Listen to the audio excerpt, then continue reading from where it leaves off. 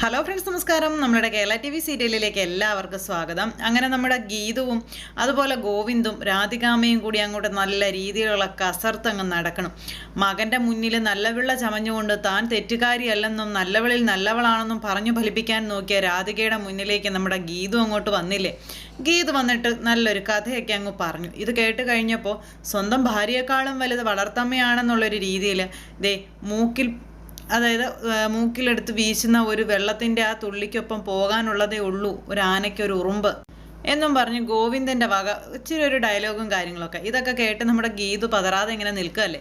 എന്തായാലും ഗീതുവിൻ്റെ ആ ഒരു തീരുമാനം അതാണ് ഈ രാധികയുടെയും മകൻ്റെയും ആയുസിൻ്റെ കാര്യങ്ങളെന്നുള്ള കാര്യം ഗീതുവിനെ പോലെ തന്നെ വളരെ വ്യക്തമായിട്ട് അവർക്ക് എല്ലാവർക്കും അറിയാം.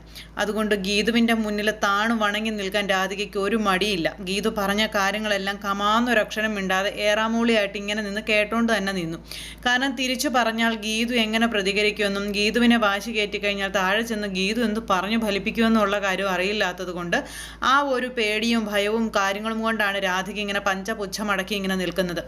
എന്തായാലും ഇവിടെ വെച്ചൊരു തർക്കവും കാര്യങ്ങളൊന്നും വേണ്ട. പോലീസുകാർ താഴെ വന്നിട്ട് ഒത്തിരി നേരമായി അങ്ങോട്ടേക്ക് ചെല്ലണം എന്നും പറഞ്ഞുകൊണ്ട് അങ്ങനെ ഈ അമ്മയും മക്കളും കൂടെ താഴേക്ക് ഇറങ്ങി ചെല്ലുന്നു. അപ്പോൾ അവിടെ ചെന്ന് കഴിഞ്ഞപ്പോൾ നമ്മുടെ രേഖ സാറുമാർക്ക് കുടിക്കാനുള്ള ആ ഒരു ജ്യൂസും കാര്യങ്ങളൊക്കെ കൊടുത്തിട്ടിരിക്കുമായിരുന്നു. ഏതായാലും ഗീതുവിനോട് പറഞ്ഞതുപോലെ തന്നെ നമ്മുടെ രേഖ മര്യാദ കാണിച്ചു.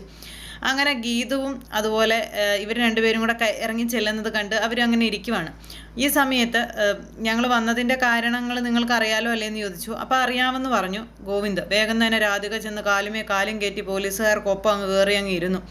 കുടുംബസ്ഥയാണല്ലോ, കുടുംബത്തിലെ വലിയ അമ്മയാണല്ലോ, അതുകൊണ്ട് തന്നെ അമ്മയ്ക്ക് അവിടെ ഇരിക്കാം.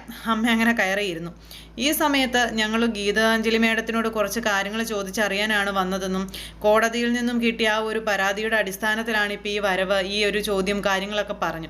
അപ്പോൾ അതൊക്കെ കേട്ട് കഴിഞ്ഞപ്പം അതൊക്കെ ഞങ്ങൾക്ക് അറിയാവുന്ന കാര്യമല്ലേ, നിങ്ങൾക്ക് എന്താണ് ചോദിച്ചറിയാനുള്ളതെന്ന് വെച്ചാൽ ചോദിച്ചറിഞ്ഞോളാൻ അന്നേരം ഗോവിന്ദൻ പറയാം.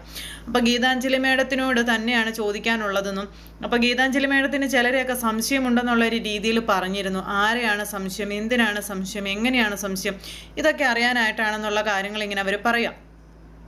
അപ്പോൾ ഗീതു നിന്ന് അങ്ങോട്ട് സംസാരിക്കാൻ തുടങ്ങി. അപ്പോഴേക്കും ഇവിടെ അമ്മയുടെയും മകൻ്റെയും മൂത്ത മകൻ്റെയും ഒക്കെ ചങ്ക് ഇങ്ങനെ പടപടാന്ന് ഇടിക്കാൻ തുടങ്ങി. കാരണം ഗീതു എന്താ പറഞ്ഞൊപ്പിക്കുന്നതെന്ന് അറിയില്ലല്ലോ. ഗീതുവിൻ്റെ നാവിൽ നിന്ന് പോകുന്ന ഓരോ വാക്കുകൾക്കും അതിൻ്റേതായ നിലയും വിലയും ഇന്നുണ്ട്. അങ്ങനെ ഗീതു പറയാൻ ആരംഭിച്ചു.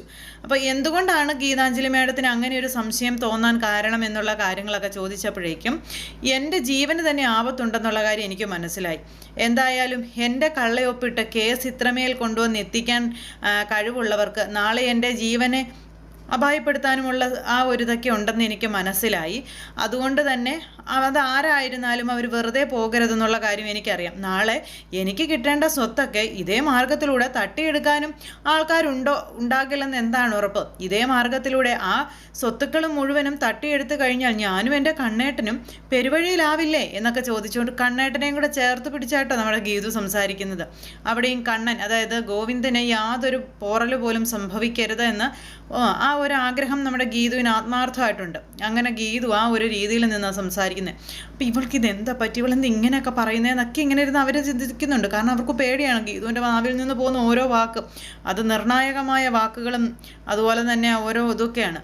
അതുകൊണ്ട് തന്നെ ഗീതു എന്ത് പറയുന്നു എന്ന് ഗീതുവിൻ്റെ ചുണ്ടിലേക്ക് നോക്കി അമ്മയും മോനും കൂടെ അങ്ങനെ ഇരിക്കുന്നത്. അങ്ങനെ ആ ഒരു സമയത്ത് നമ്മുടെ ഗീതു ഇങ്ങനെ ഇവരോട് പറഞ്ഞു, എനിക്ക് ശരിക്കും പേടിയുണ്ടെന്ന്. അപ്പോൾ സാറ് ചോദിച്ചു, എന്താണ് ഗീതാഞ്ജലി മേഡം ഉദ്ദേശിക്കുന്നത്, അല്ലെങ്കിൽ ഈ ഒരു കള്ളയൊപ്പിട്ട് ഇത്രയും പരിപാടികൾ ഒപ്പിച്ചത് ആരാണെന്നാണ് ഗീതാഞ്ജലി മേഡത്തിൻ്റെ ഒരു നിഗമനം? ആരെയെങ്കിലും മേഡത്തിന് സംശയം ഉണ്ടോ എന്നിങ്ങനെ ചോദിച്ചപ്പോഴേക്കും അമ്മയും മോനും കൂടി ഇങ്ങനെ ഗീതുവിനെ തന്നെ നോക്കും. അപ്പോൾ ഗോവിന്ദും ഗീതുവിനെ തന്നെ നോക്കുന്നു. ഗീതു ഇവരെല്ലാം മാറി ഇങ്ങനെ നോക്കിയിട്ട് എന്നൊക്കെയുള്ള രീതിയിൽ ഇങ്ങനെ കാണിക്കാം കേട്ടോ.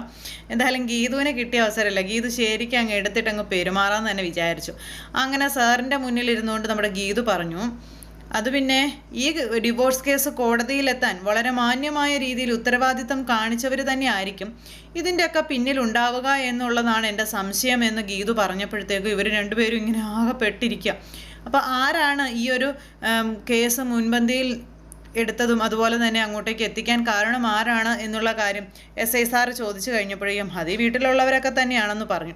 അപ്പം ആർക്കും ദോഷമില്ലാത്ത രീതിയിൽ, എന്നാൽ ദോഷം വരുന്ന രീതിയിൽ നമ്മുടെ ഗീതു മറുപടി അങ്ങ് കൊടുത്തു കഴിഞ്ഞപ്പോഴേക്കും ഗോവിന്ദനല്ല ആർക്കും ഒന്നും ചെയ്യാൻ പറ്റിയില്ല. കാരണം ഗോവിന്ദൻ പറഞ്ഞതുപോലെ ഗീതു ആരെയും പരാമർശിച്ചിട്ടില്ല, ആരുടെയും പേരവിടെ എടുത്തു പറഞ്ഞിട്ടില്ല. അപ്പോൾ ഇത്രയും കാര്യങ്ങളൊക്കെയാണ് എനിക്ക് പറയാനുള്ളതെന്നും ബാക്കിയൊക്കെ നിങ്ങൾ പോലീസുകാർ തന്നെ കണ്ടെത്തണം എന്നുള്ള കാര്യങ്ങളൊക്കെ നമ്മുടെ ഗീതു പറയാം.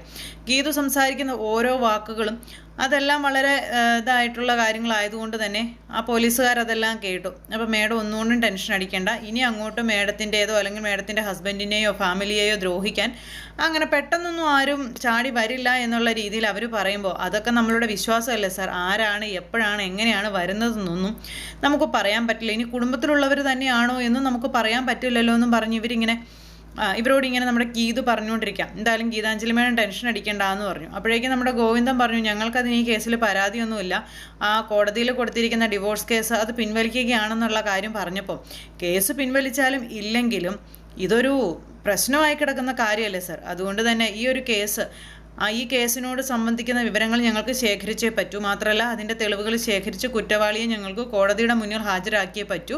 അതിനപ്പുറം ഞങ്ങൾക്കൊന്നും ചെയ്യാനില്ല. അതിപ്പോൾ നിങ്ങൾ ഈ കേസ് പിൻവലിച്ചാലും ഇല്ലെങ്കിലും ഞങ്ങൾ ചെയ്യാനുള്ള ഡ്യൂട്ടി ഞങ്ങൾ ചെയ്യണം എന്ന് പറഞ്ഞു. അങ്ങനെ പോലീസുകാരുടെ മുന്നിൽ നമ്മുടെ ഗീതു കൊടുത്ത തെളിവുകൾ കണ്ട് ഞെട്ടി നിൽക്കുവാണ് ഈ പറയുന്ന ഗോവിന്ദനും അമ്മയും മകനും ഇവരെല്ലാവരും. അപ്പോൾ ഗീതു ഈ സംസാരിക്കുന്നതൊക്കെ കേട്ട് കഴിഞ്ഞപ്പോൾ രേഖയ്ക്ക് ഭയങ്കര സന്തോഷമായി. ആർക്കും ഒരു ദ്രോഹം വരാത്ത രീതിയിൽ, എന്നാൽ ഗീതുവിനെ പെടുത്തുന്ന രീതിയിലുള്ള ഗീതുവിൻ്റെ ആ ഒരു മറുപടി, അല്ലെങ്കിൽ ഗീതുവിൻ്റെ ആ ഒരു വിസ്താരം, ഇതൊക്കെ ഭയങ്കരമായിട്ട് നമ്മുടെ രേഖയ്ക്ക് അങ്ങ് ഇഷ്ടപ്പെട്ടു പോയി. രാധികയുടെ പേടിയും വെപ്രാളും ഒക്കെ രേഖ നോക്കുന്നുണ്ടേ. അപ്പോൾ അങ്ങനെയൊക്കെയുള്ളൊരു സാഹചര്യങ്ങൾ അവിടെ നടക്കുന്നു. ഇതേ സമയത്ത് ഭദ്രനും ഭാര്യയും കൂടി വീട്ടിലിങ്ങനെ ആകെ ഇതായിട്ട് ഇങ്ങനെ ഇരിക്കാം. അപ്പം തന്നെ നമ്മുടെ പ്രിയയ്ക്ക് വിവരം കിട്ടി. അതായത് ഇവിടുന്ന് രേഖ വിളിച്ചു പറഞ്ഞു പ്രിയെ ഇങ്ങനെ പോലീസുകാർ വന്നിട്ടുണ്ടെന്ന്. ആ സമയം തന്നെ പ്രിയ അത് ഇവരോട് പറഞ്ഞു, അച്ഛനോടും അമ്മയോടും. പോലീസുകാർ വീട്ടിൽ വന്നിട്ടുണ്ടെന്നും പോലീസുകാർ വന്ന് തെളിവെടുക്കുവാണ്. അങ്ങനെ ഗീതു ചേച്ചിയുടെ കള്ളയൊപ്പിട്ടവരാരായിരുന്നാലും അവരെ പോലീസ് പിടിക്കും. അവർക്കിനി ഒരു രീതിയിലുമുള്ള യാതൊരു പരിഗണനയും കിട്ടില്ല. അവരെ ശരിക്കും ശിക്ഷിക്കാൻ പോവുകയാണെന്നൊക്കെ പറഞ്ഞുകൊണ്ട് അപ്പനെയും അമ്മേനെയും ശരിക്കും പറഞ്ഞങ്ങ് പേടിപ്പിച്ചു. ഇത് കേട്ട് കഴിഞ്ഞപ്പോഴേക്കും ഭാര്യയും ഭർത്താവും ഇറങ്ങി ഓടിയാലോ എന്ന് പോലും ചിന്തിക്കുക. കാരണം രാധിക ഒരിക്കലും ഈ ഒരു കുറ്റം സമ്മതിക്കില്ലെന്നും രാധിക അത് നമ്മുടെ തലയിലേക്ക് തന്നെ വെച്ച് തരുമെന്നുള്ള കാര്യം ഇവർക്ക് രണ്ടുപേർക്കും അറിയാം. അങ്ങനെ രണ്ടുപേരും ഇങ്ങനെ ജീവനും കൊണ്ട് ഓടിയാലോ എന്നുള്ള ആ ഒരു ഇതിലിങ്ങനെ നിൽക്കുന്നു. എന്തായാലും മകളുടെ ജീവിതം നശിപ്പിച്ച് കിട്ടിയ 50 ലക്ഷം രൂപ നമുക്കിനി വേണോ ഭദ്രേട്ട? അതങ്ങ് തിരിച്ചു കൊടുത്തേക്കാം. അല്ലെങ്കിൽ നമ്മൾ ചിലപ്പോൾ ഗോതമ്പുണ്ട തിന്ന് അകത്ത് കിടക്കേണ്ടി വരും. ഗോതമ്പുണ്ട തിന്ന് നമ്മൾ അകത്ത് കിടക്കുമ്പോൾ ഇത്രയും പൈസയൊക്കെ എന്തിനാണെന്നൊക്കെ ചോദിച്ചുകൊണ്ട് ഭാര്യ ഭർത്താവിനോട് ചോദിക്കുന്നു. അപ്പോൾ അങ്ങനെയൊക്കെയുള്ളൊരു രസകരമായ എപ്പിസോഡുമായിട്ടാണ് നമ്മുടെ നാളത്തെ കഥ വരുന്നത്. അപ്പോൾ എല്ലാവരും കാത്തിരുന്ന് കാണണം. ആരും തന്നെ മിസ് ചെയ്ത് കളയരുത്. എല്ലാവരുടെയും സപ്പോർട്ടിനും സ്നേഹത്തിനും ഒത്തിരി നന്ദി അറിയിക്കുന്നു. അടുത്ത സൂപ്പർ ഹിറ്റ് കഥയുമായി കാണുന്നത് വരെ എല്ലാവർക്കും നന്ദി. അതോടൊപ്പം നമ്മുടെ ചാനലേ ആദ്യമായിട്ട് കാണുന്നവരുണ്ടെങ്കിൽ ഒന്ന് സബ്സ്ക്രൈബ് ചെയ്യണം കേട്ടോ.